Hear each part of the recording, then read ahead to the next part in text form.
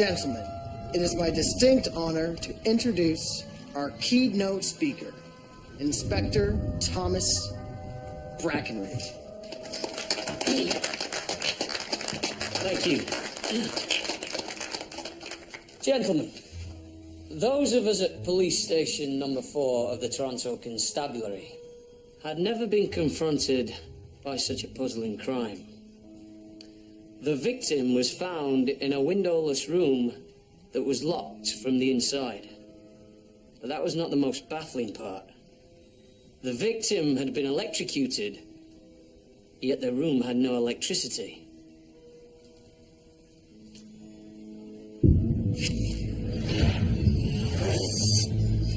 All that was out of the ordinary was a shattered jar, a chain, a wooden disc, and some foil. It soon became apparent that the victim had been killed by a Leyden jar. A question, Inspector. Chief Constable Stockton, of course. What is a Leyden jar? It's a device for storing electric charge. That it's a battery? No, it's a... it's a capacitor. What's a capacitor? A device for storing electric charge. Then it's a battery. Well...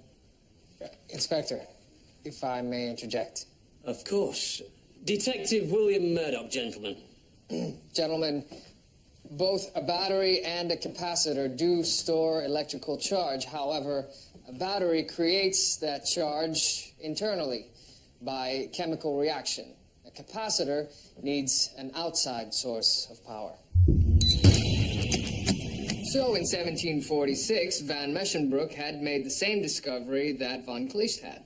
The foil inside the jar could store a significant electrical charge in the order of hundreds of volts, more than enough to kill a man. So in summary, there was no foul play. The cause of death was misadventure. Good God, man. How did you ever come up with such a conclusion?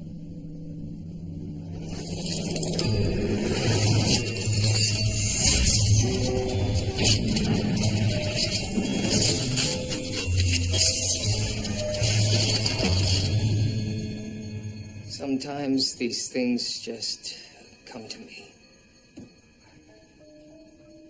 Thank you, Detective. Now, minds I suggest that we take a short break for tea and cake and maybe a wee dram, gentlemen.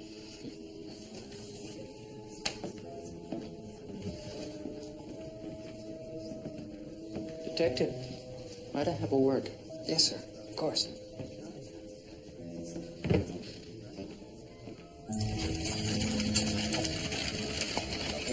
These things just come to me. I'm sorry, I did not mean to commandeer that meeting, sir. Forget it, Murdoch. I'm used to you and your ideas by now. What did Stockton want to speak to you about? He suggested I apply for the inspector position coming open at station number 3. You, an inspector? I think my record speaks for itself. Murdoch, you're a bloody good copper, and you've got a mind like no one else I've ever met. But trust me, you're not cut out for the shite that comes with the job. Perhaps. But I could use the raise in pay. And I suppose the change in scenery could do me good. What, are we not good enough for your station number 4? No, not at all. It's just that, as you know, I've had some challenges as of late. Yes, well, suit yourself. But don't say I didn't warn you. Thank you, sir.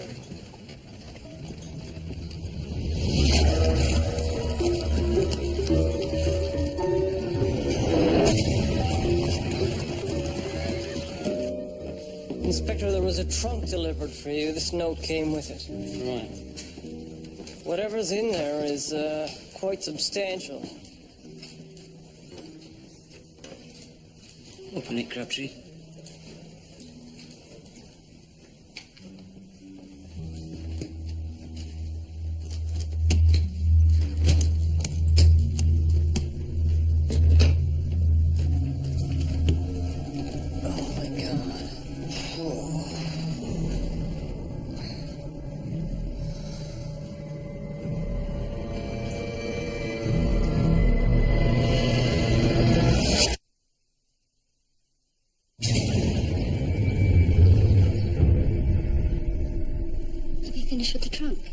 Yes, for now. Gentlemen.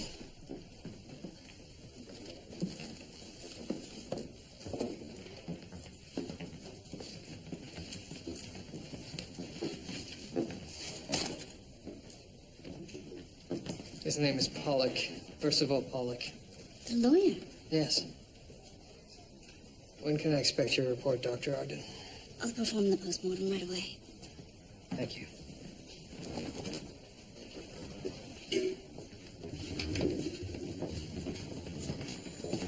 Murdoch.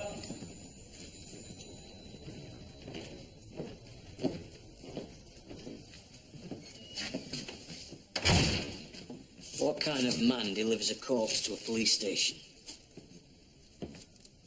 Dear Inspector Brackenreed, have you missed me? Percy did. I paid him a visit. He's taunting me. This note would suggest you, the killer, and the victim had a relationship of some sort. Percy Pollock and I've crossed paths with lots of men who didn't particularly want to see the inside of a jail cell. Would any of them want to see you dead? Dozens. Right then. Time to perform the messy part of the job.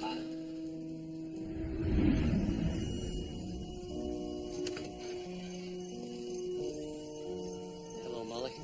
We get to see Clara. No. Clara?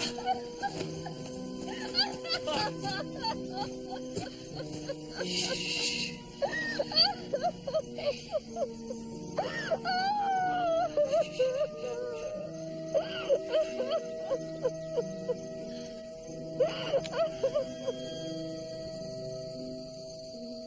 Thank you.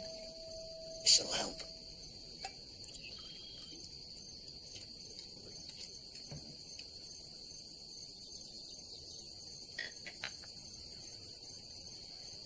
Why would anyone do this to Percy?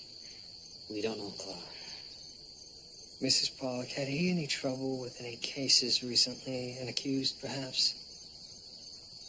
He was a lawyer. There was always little things, but nothing that would suggest this. When was the last time you saw him? A week ago. A week ago. He was taking the train to Montreal. It's something to do with some case. Wait. He was going to make a stop before leaving Any idea where? at a business meeting outside of Mimico. Do you have an address? Thomas, I think I'm going to be sick. Thank you, Molly.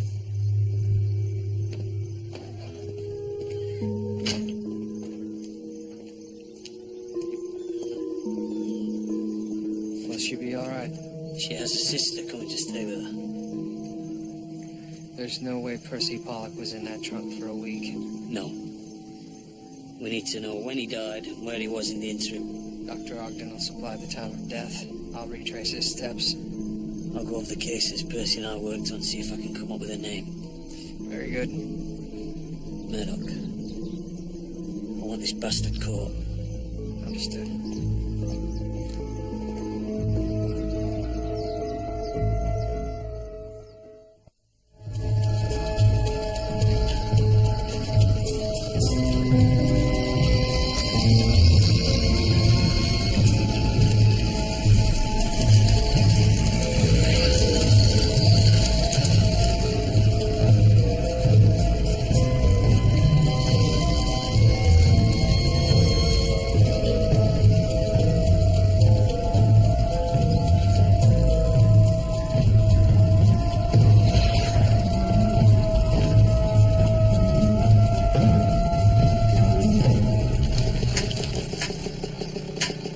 Excuse me! Excuse me! Yes! Dr. Gilbert Perkins! Yes! Detective William Murdoch, Toronto Police. Police? What are you doing all the way out here in Mimico?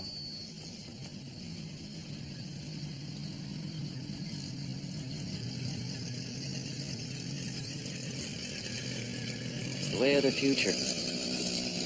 Percy thought so too. Mechanical power, I mean. The horse is a thing of the past. Yes, well, a device like this has some advantages. Some, Detective? Why, this is liberation. Anyone can travel wherever they desire. Well, I understand, but a world full of mechanized vehicles like this, fumes alone, let alone the roads needed to It's carry all them. quite manageable if it's thought through. Yes, if. So you and Mr. Pollock were business associates? Partners. Pioneers in the mechanized bicycle business. Percy was one of the few men I knew who shared my passion. Mr. Pollock visited you before he left for Montreal? He came up for a brief meeting about some milling work to be done on the cylinder. Was anything bothering him? Not that I'm aware of. Oh, in fact, he seemed in exceptional spirits. Do you know of anyone who might have wanted to harm Mr. Pollock? Harm Percy. Couldn't imagine it. And the last you saw of him? Stepping into a coach bound for the city. Right then. Should I need to get in touch with you again? Oh, I'm mostly here, but I still practice medicine in Toronto. Even Renaissance men need to pay the bills.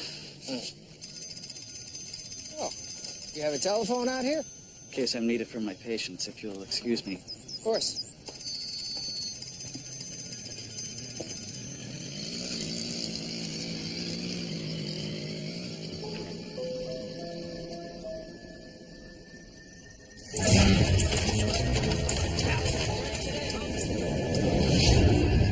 Yeah, I remember him. I took him out to a farm in Mimico. I remember it because there was this noisy bike that scared the tar out of my horse. Then you came back to the city?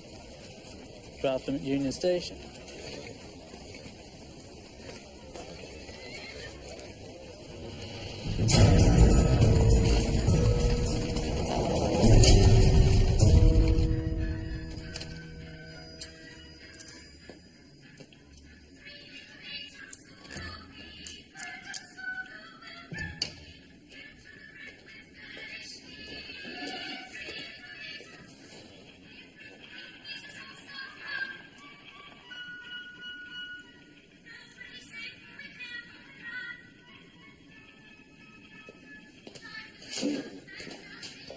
Perfect timing.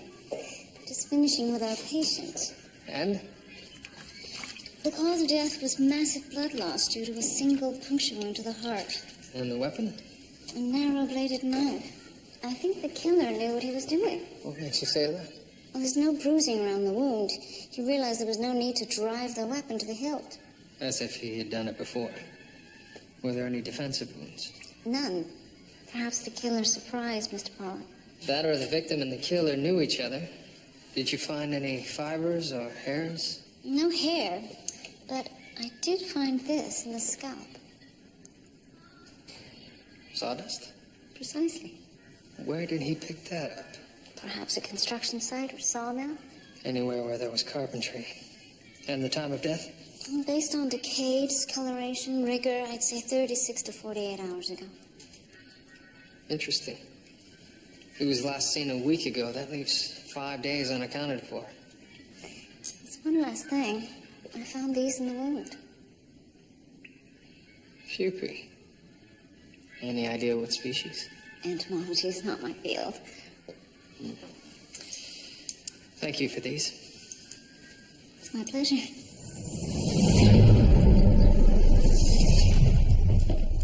Could you have the operator connect me to Lawson's Butchery, please? Right away, sir.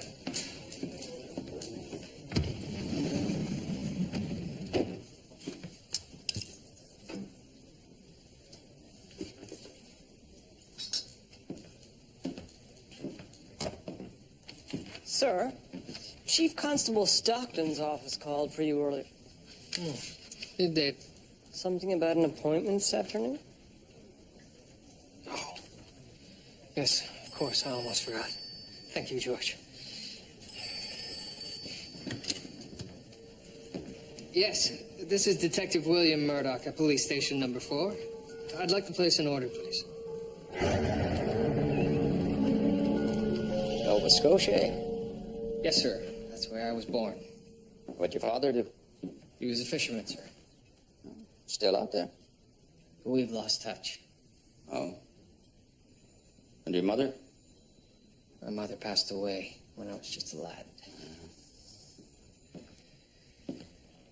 You joined the force 10 years ago. Where were you before that? I worked in a lumber camp up north. I went there from Montreal, stayed 2 winters. I met a lumberman there who had done a stint as a constable. I liked the sounds of it, so I applied. What makes you think you'd make a good inspector? I spent 5 years as a constable before becoming acting detective at Station House number 4. I was promoted to full detective 3 years ago. I've headed up 36 murder investigations and achieved convictions in all but 2. I get on well with the men. Very impressive. Marital status? A bachelor. I was engaged to Liza Milner.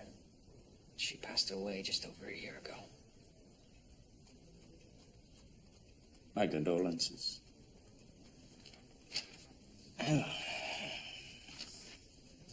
What else should I know about you? Sir, I like to read, mostly medical and scientific journals. I'm strong, healthy, punctual. Religious affiliation? Roman Catholic. I can only attend but once or twice a week, but I try to make confession as often as possible. Inspector Brackenreed gives you a fine report. I think that's all I need from you at the moment, Detective. It all sounds very impressive. I'll let you know. Thank you.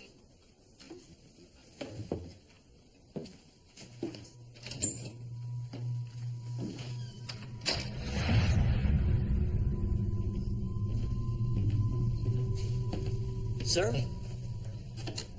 George, please don't sneak up on me. Sorry about that. What are you doing? Inspecting the note the killer left with the body. Anything to be learned? Unfortunately not. It was written using a straight edge, so it's impossible to link it to a suspect's handwriting. The paper's commonly available, as is the trunk. I could try to raise finger marks. Already tried it, George. No marks on the paper, and the trunk is heavily smudged. What about on your end? I spoke with the station master. And? Mr. Pollock did have a ticket for Montreal, but it was never used. So he was dropped at the station, but never boarded the train. What became of him? Murdoch, get your hat.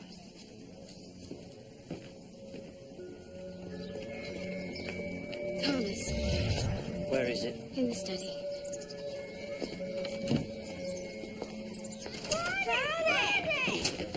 Whoa! I'll tell you what, you can tell me later, but at the minute, Daddy's really busy, so could you mother? You come here and let your father be.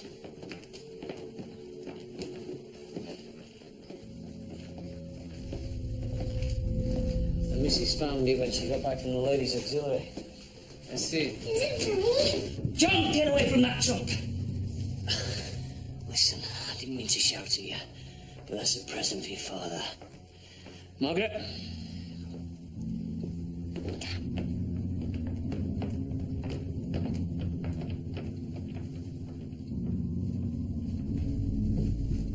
It's addressed to you, sir.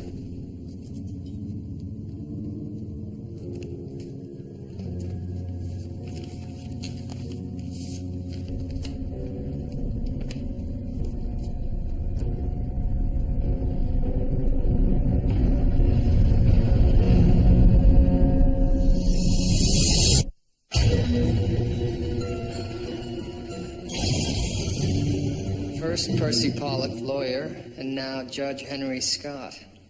It would seem as though someone has it in for officers of the court, and that the next target is you, sir.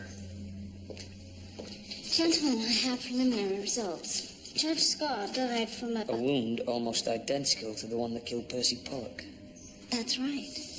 The weapon was a narrow-bladed knife, possibly a... Stiletto. That would be consistent, yes. The blow was delivered... Between the third and fourth vertebral ribs. Is there something you haven't shared with us, sir?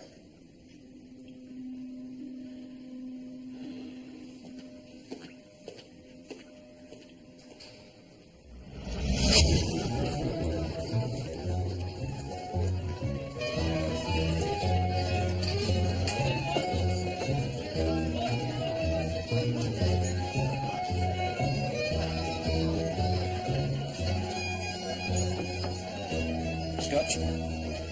Thank you. There was a case 5 years ago.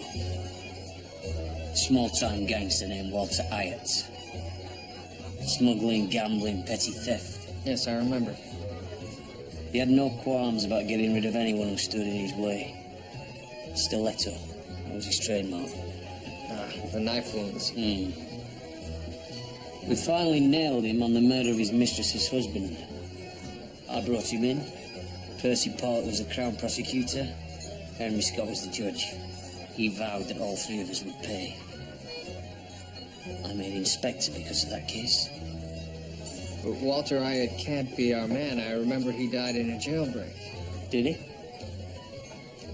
You're suggesting he didn't? I'm not suggesting.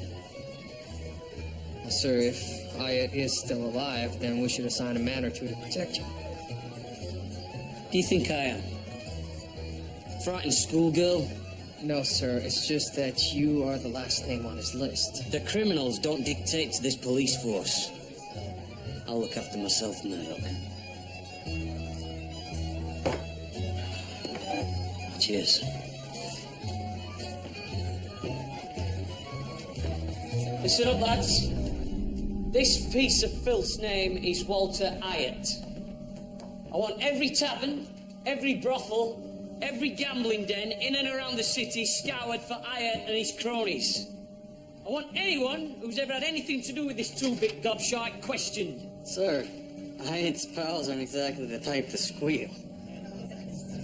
If you can't make them talk, I will!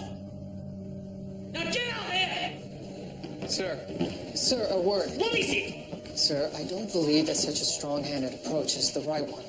Oh, you don't? No, perhaps it would be best if we didn't let on that we know that Hyatt's still alive. Is that what you think, Detective? You'd rather wait till Hyatt strikes again? No, sir, but there are dissimilarities between the two murders. The knife, the wound, they're Hyatt through and through. Granted, but I still think there's more to this than meets the eye. The pupae recovered, the time of death. Let me make this clear, Detective. If you want to spend your time dilly-dallying on your modern little theories, feel free. But I'm going to find Hyatt before he finds me.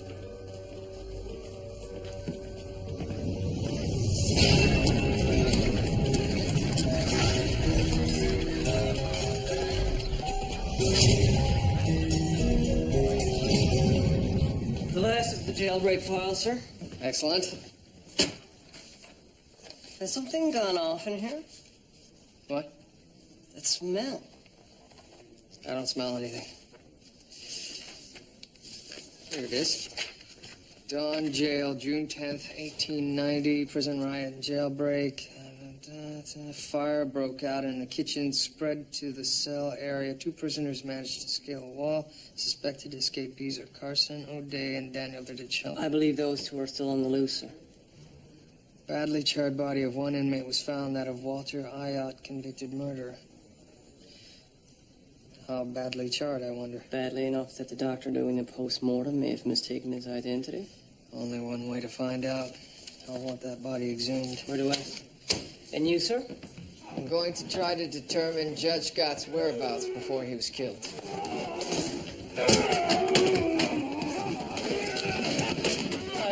What's all this then? Well, well, well. If it isn't Delma Ward. Pleasure to see you again, Delma. I see the feeling's not mutual, but I'm sure that I'll soon win you round. Get him in the back, lads. Come on.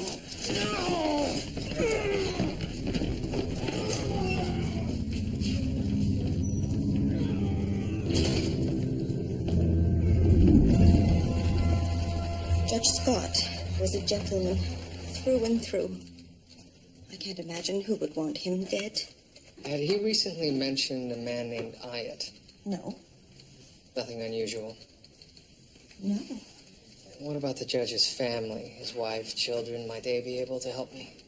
Mrs. Scott passed on several years ago. It was a great tragedy for the judge. They didn't have any children. Female troubles, I heard. What can you tell me about the judge's activities that day? He was in court and then left at end of day. Nothing out of the ordinary. No. Wait. Wait, there was that telephone call. What about it? The judge received a telephone call about 4:30.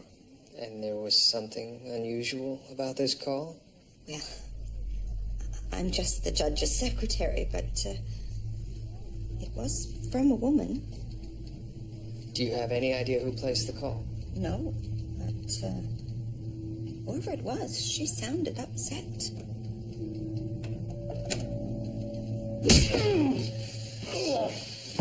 So, my old mucker, anything coming back to you? Any sudden rush of memories? I can do this a lot longer than you can. Have it your way, then.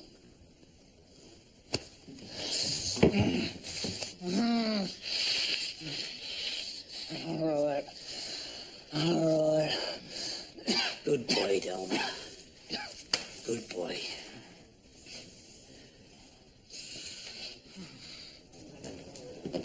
George, Judge Scott received a telephone call the afternoon he was murdered. I need you to find out where it came from. That can be done. I don't see why not.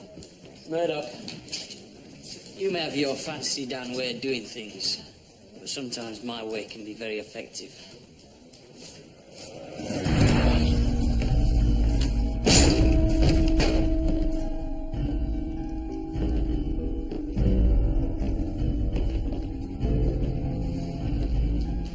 He's been here recently. It's still fresh. Sergeant Mulligan, I want every available man searching the surrounding area. Someone's tipped Hyatt off. But who? We've got Ward still locked up tight down at the station, so...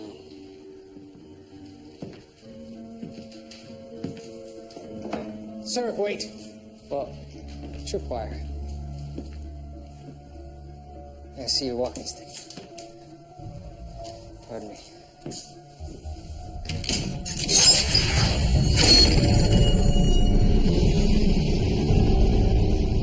Bloody hell.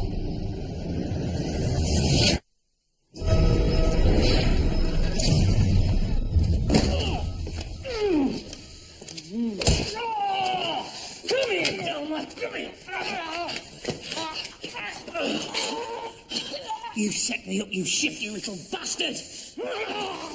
And I'm gonna tell you something, sunshine. I'm gonna make you wish you hadn't. Now where is Hyatt really at? Hey! Go ahead. Do your worst. I'd rather take my chances with you than face Hyatt's knife.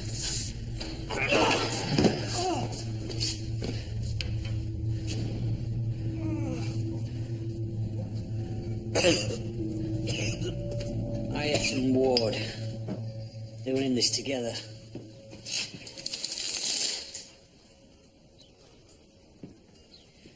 They knew that I'd come to Ward looking for Hyatt, and they knew that I'd be eager.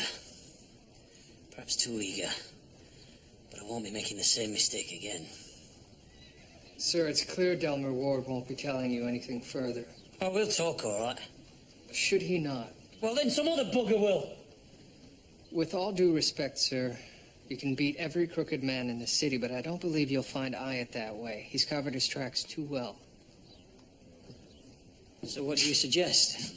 I suggest we follow the evidence. And just what evidence might that be? Well, there are a number of leads, but to me the key still seems to be the time of death. Yes, you keep telling me this, but I've yet to see a result. If you'll bear with me, I just need a bit more time. I will get to the bottom of this. Time. Time's not something that I have a lot of. I believe it's our best course of action. Fine. But I want to know everything you come up with, Murdoch. Understood? Yes, of course. And again, Inspector, I suggest a couple of men be assigned to you. Sod that. There might not be much I can do right now, but if Walter Hyatt comes looking and expects me to go quietly, then he's got another thing coming.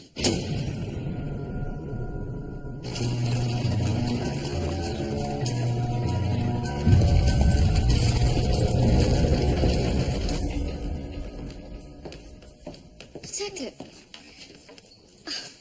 what on earth is that odor?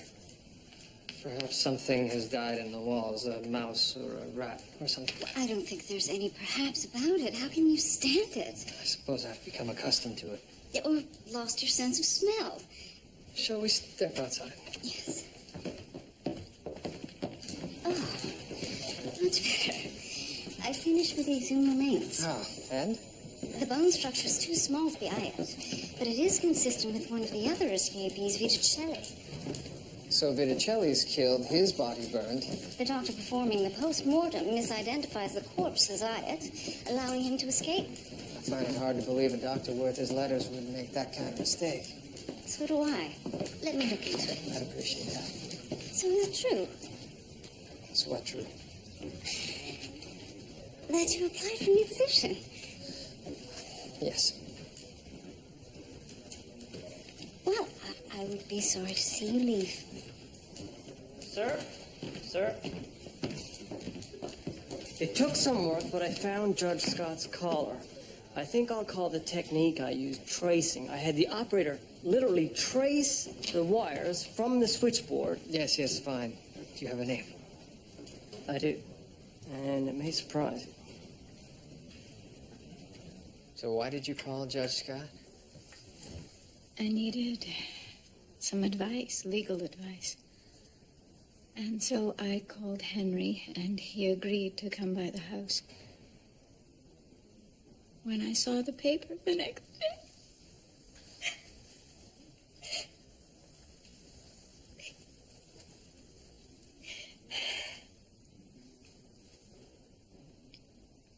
first Percy, and now Henry. What time did Judge Scott arrive? Straight after he'd finished work. How long did he stay? Perhaps half an hour. Did he give any indication as to where he was going? Home. I remember he said he had had a long day. Did he seem anxious or off? No. This advice you were seeking, what was it? Percy had made a large investment just before he died. Practically all of our savings. An investment, what kind? That, pardon my language, darned motorcycle business. With Dr. Birkins? What if the venture fails?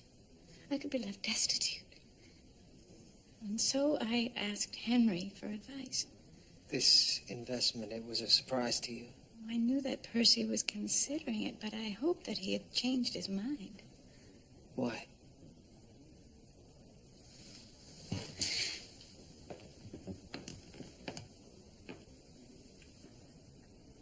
He was concerned about a previous venture that had not gone so well. This previous venture, do you know what it was? I don't know. Only that it was another one of Dr. Birkin's inventions. Look at this. The self-pouring teapot pours a steaming hot cup of tea without you ever having to touch the pot. Thank God. What will they think of next? Oh, you like this one, sir? Bicycle tires engraved with lettering so that you can leave messages behind when you ride through the mud. George.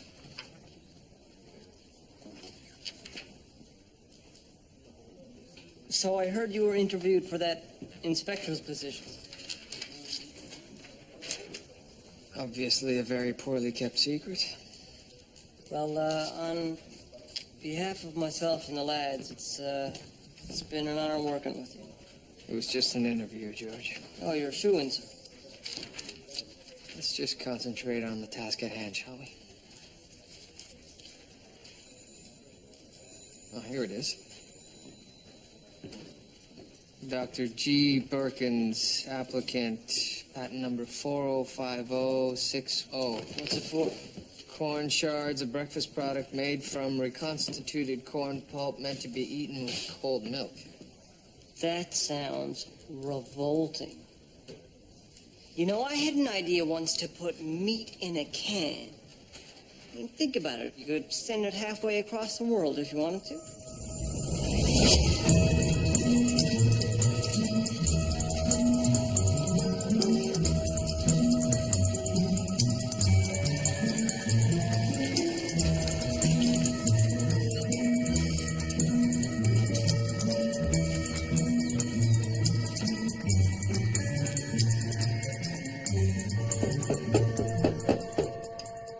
Form shards weren't a bad idea. I'm sure they would have taken off if that Kellogg fellow hadn't got his product in the market first. Causing your venture to fail. That and my backers getting cold feet. They made a very large mistake. But only time will tell. Had Mr. Pollock gotten cold feet about the motorcycle venture? Well, Percy had questions. Any good businessman would. Is that what you two discussed when he came out to meet with you? Yeah, came up. Probably ironed out our differences. So he decided to make a sizable investment? $5,000. That's a fortune. Well, to some. To others, those with foresight, the rewards far exceeded the risk. And what was Mr. Pollock's investment to accomplish? Final adjustments to the prototype in the first phase of production. Look, the bank wired the money through the day after we met.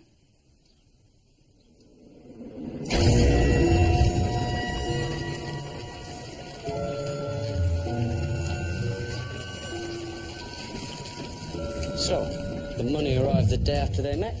Yes, also the day after he was last seen alive. Curious, isn't it? But how does it affect matters? The time of death was determined to be a few days later. But something about that is bothering me as well.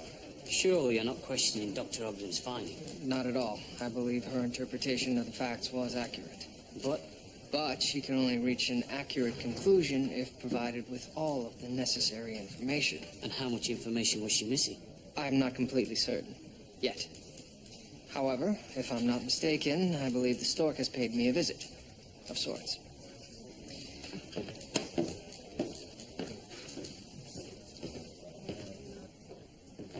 William, you wanted to see me? Oh, my. I really must insist that you do something about whatever's died in your walls. Nothing has died. It's liver rotting. I've been conducting an experiment, and you're just in time. The pupae recovered from Pollock's wound have hatched. Jukebox. According to this, the pupal form has an 18-day incubation period before hatching into adult beetles. The Junebug pupae virtually all hatch on the same day. Yes, I spoke to an entomologist at the University of Toronto, and he told me that they all hatched 5 days ago. But your Junebugs hatch today. Yes. What could cause that? Well, there could be a number of factors that could cause a delay in their development, I suppose. A cold snap, for example. But the weather has been singularly hot.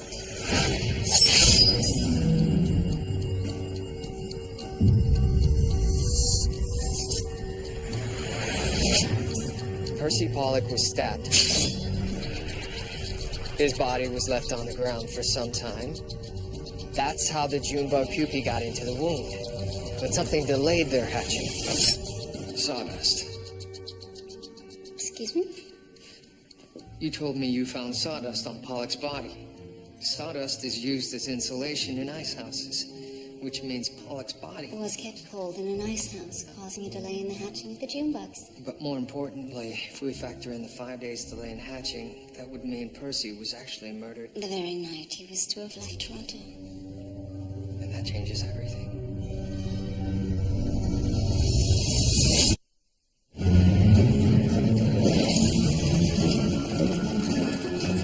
Like I told you before, Detective, I took that fellow to the farm and then dropped him at the train station. Yes, well, now please think hard. When your fare came back outside, did you actually see his face? Now that I recall, it was a bit strange. What was strange? Well, it was a warm evening, but he had his collar turned up and his hat pulled low like he'd taken a chill. So it may not have been Mr. Pollock. I suppose not.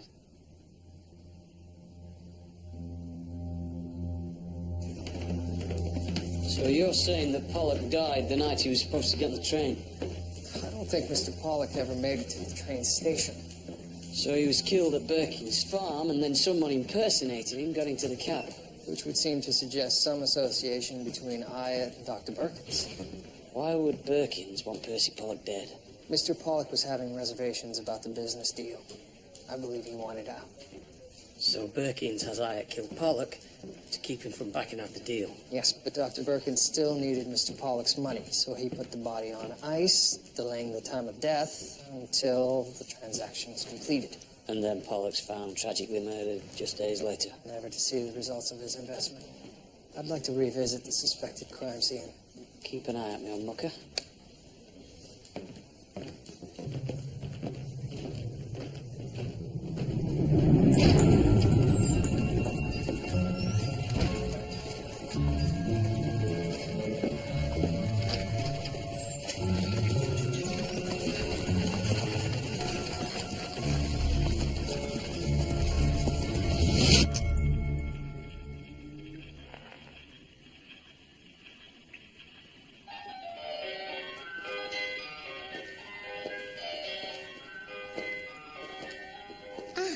The Aya postmortem files, thank you.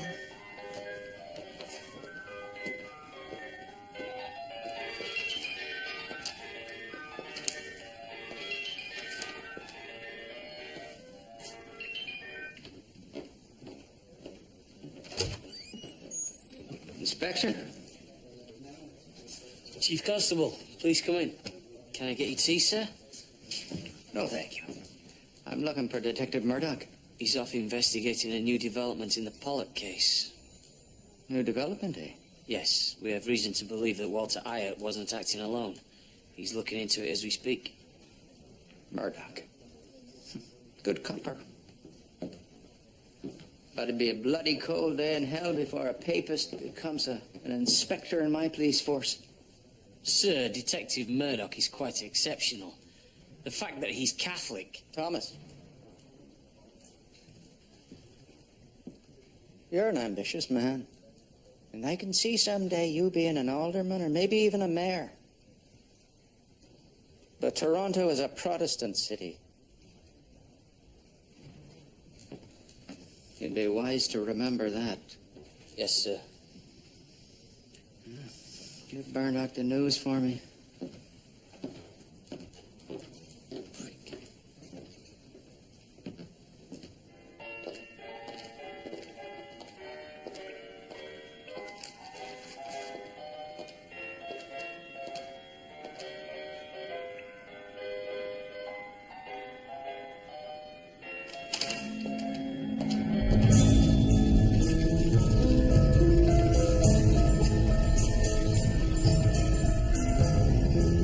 Take no chances, understood? Yes, sir.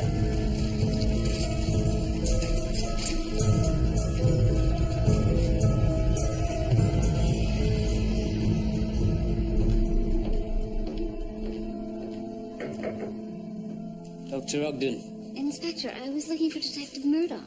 Detective Murdoch is conducting an investigation. Could I be of any help?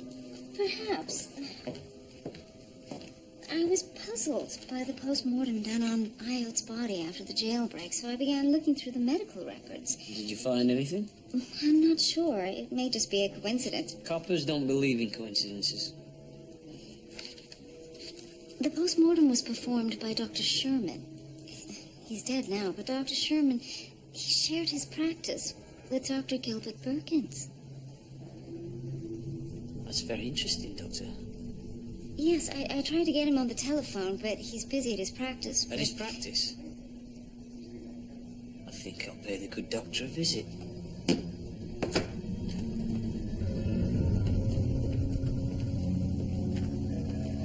No one, sir. They seem to be long gone. George, is there an ice house here? There is, but I've searched it already.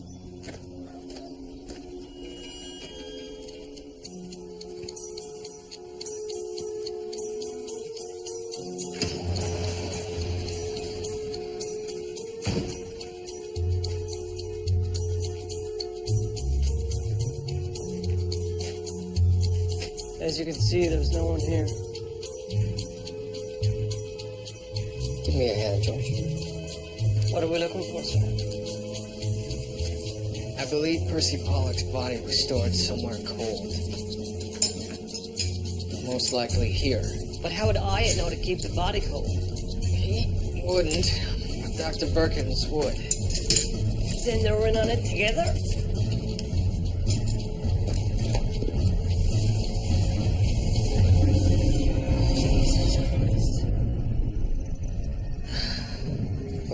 we found Walter Hyatt. So if Hyatt's dead, And the killer must be Dr. Perkins. May I help you? Inspector Thomas Brackenreed. It's regarding the murder of Percy Pollock. I see. Please, come in. Thank you. George, we have a problem. Inspector Brackenreed is conducting a personal interview with Dr. Perkins. he doesn't know that the inspector's in grave danger. We have to hurry. Wait. We don't have time for that.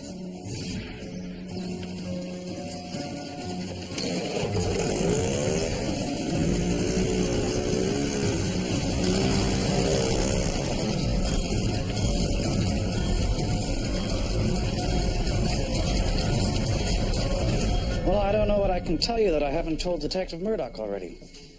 Well, I've uncovered some information that he's not aware of. Oh? It concerns Dr. Sherman. What about him? You two used to share this practice, I believe. What of it? Well, Dr. Sherman carried out a post-mortem on a man named Walter Hyatt.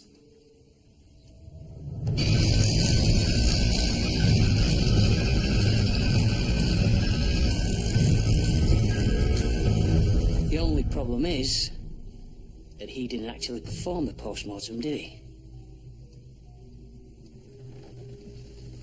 What are you talking about?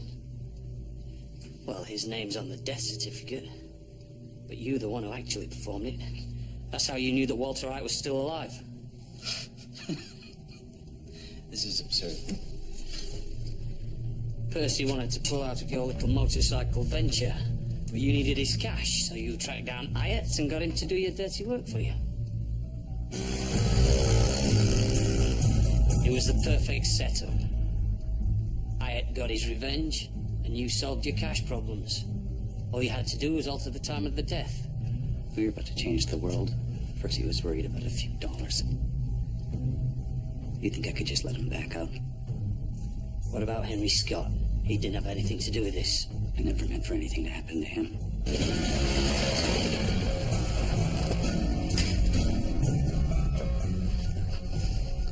I never wanted anyone to die. Not even Percy. Where's Hyatt? He had to be stopped. Stopped?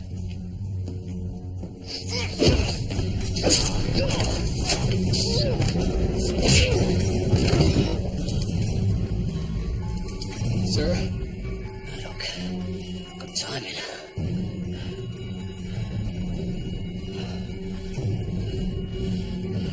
Well, maybe not.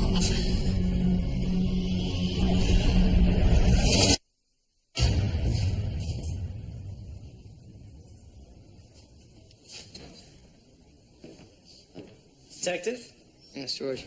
he's coming in.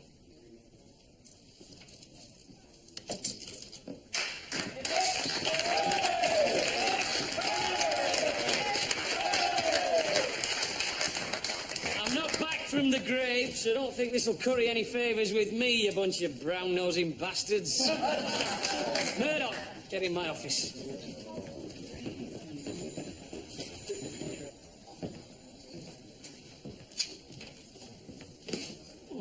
Close the door. You all right, sir? Of course I'm not all right, you daft bugger. I've just been in hospital for 2 days. Get me a scotch. Perkins? He confessed. Seems as though he was in financial trouble over this corn shards fiasco. He needed money, fell in with a bad lot. And that is how he met Hyatt in the first place. And the judge? That was Hyatt acting on his own. Pull up a chair. And it appears you were to be next. But Dr. Perkins didn't want Hyatt's rampage to expose him. So he killed Hyatt. Yes. And he was going to dispose of the body, making it appear as though Hyatt had moved on or vanished. Leaving me looking over my shoulder for the rest of my life. I suppose so. Have you heard about that job yet that you applied for? Not yet. I see. I'd like you to reconsider. Sir. This is a good station house, and for reasons beyond me, the men seem to think the world of you. And it's also plain to see that I could clearly use a good right-hand, left-hand man to keep me out of trouble. I also suspect that, as you warned me, I wouldn't care much for the politics involved with the job. No, you wouldn't. In that case, it would be my honor to continue to serve here at Station House number 4. I'll inform the Chief Constable of your decision. Thank you, sir.